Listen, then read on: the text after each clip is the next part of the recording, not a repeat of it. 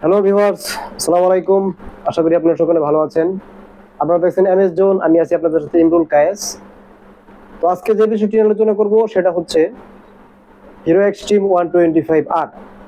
তো এই বাইকটি নিয়ে আজকে পুরো ভিডিওতে বিস্তারিত থাকবে। চলুন শুরু করা যাক।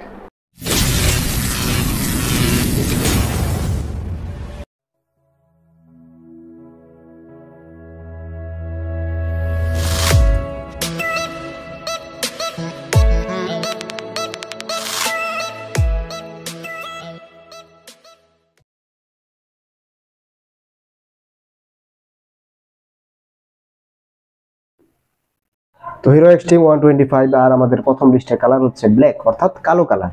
তো আপনি কালো কালারটা যদি দেখেন, এখানে বড় করে লেখা আছে এক্সট্রিম, আর নিচের যদি আপনি দেখেন 125R এর 3D লোগো।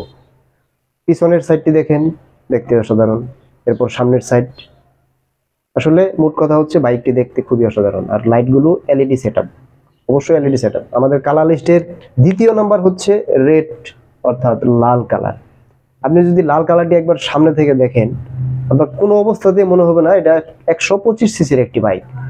ঠিক আছে, এই সেগমেন্টটি দেখে আপনার কোনোভাবেই মনে হবে না 125 সিসি, মনে হবে 160 অথবা 150 সিসির একটি বাইক।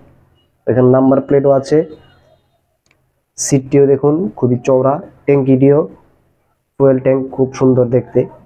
আর মিটারটি পেয়ে যাচ্ছেন আপনি একদম ডিজিটাল। সব ধরনের ফিচার্স এখানে আছে, আপনারা অলরেডি পেয়ে যাবেন। তো আমাদের কালার লিস্টের তৃতীয় নম্বরে যেটা হচ্ছে সেটা হচ্ছে কালার ব্লু, অর্থাৎ নীল কালার। নীল কালারটি দেখতেও কিন্তু খুবই অসাধারণ এবং চমৎকার, চোখে পড়ার মতো।